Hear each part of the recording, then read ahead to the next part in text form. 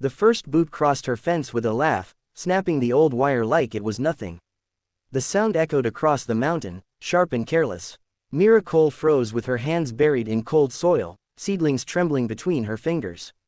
She didn't look up. She didn't need to. She already knew the sound of men who thought they owned whatever they stepped on. She had heard it in deserts, jungles, and cities reduced to ash. She had heard it right before gunfire. "Hey, anyone home?" one of them shouted, amusement dripping from his voice.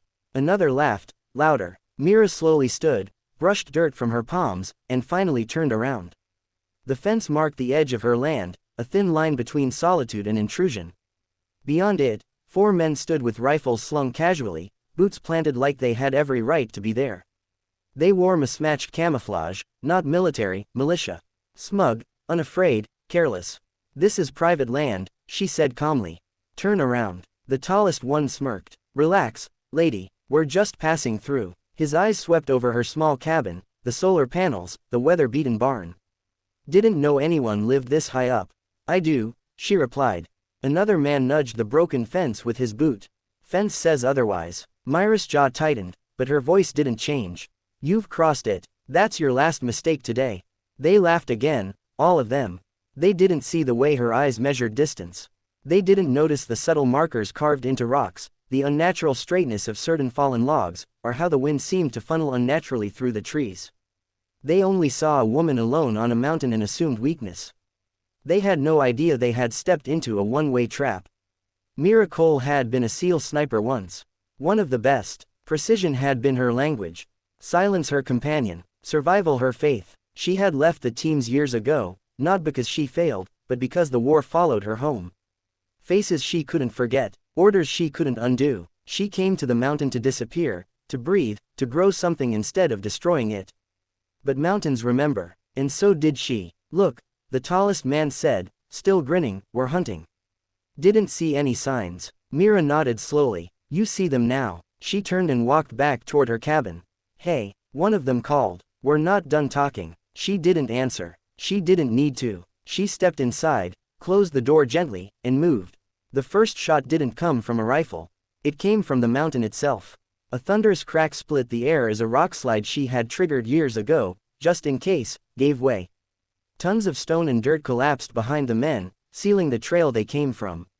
Laughter died instantly, replaced by shouting. Panic. Confusion. What the hell was that? Before anyone could answer, the forest went silent. No birds. No wind. Then the first rifle disappeared.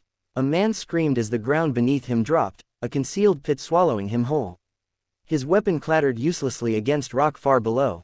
"Trap," someone yelled. Too late. Mira moved unseen along a ridge, her rifle finally in her hands, not fired, not yet. She didn't need to rush. Fear slowed men down more effectively than bullets. She watched them scatter, each step dragging them deeper into terrain designed to punish arrogance.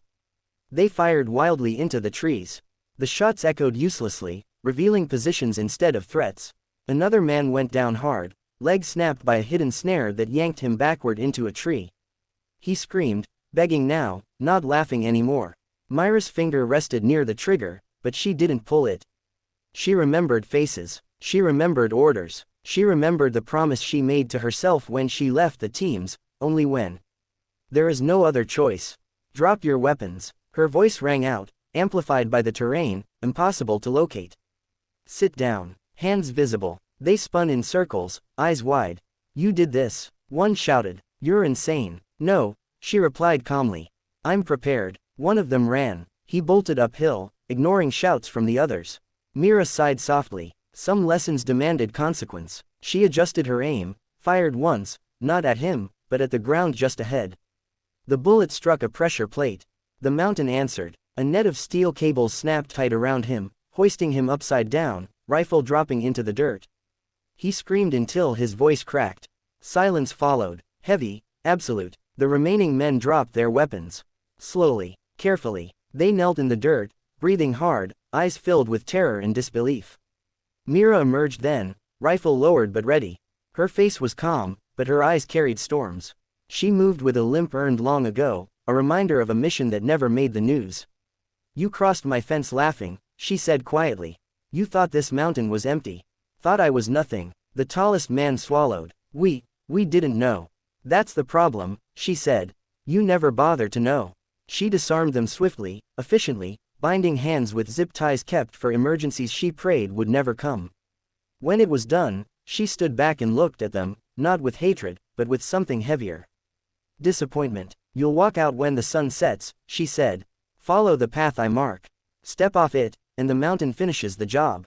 What about them? One whispered, nodding toward the injured men. They live, Mira replied. Because today, I choose restraint. As dusk bled into the sky, she guided them, slowly, carefully, through a narrow corridor of safety. The mountain watched, silent again. When the last man vanished beyond the ridge, Mira returned to her cabin alone. She sat on the steps, rifle resting across her knees, and finally let her hands shake. The past had risen today, uninvited. But it had not won. The fence would be repaired tomorrow. The seedlings replanted. Life would continue. The mountain was still hers, not because she conquered it, but because she respected it. And somewhere far below, men who had laughed at a broken fence would remember the day they learned that strength does not shout, does not boast, and does not need permission to stand its ground. Mira looked out over the darkening trees and allowed herself a small, tired smile. She had not become what she feared. She had become what she chose.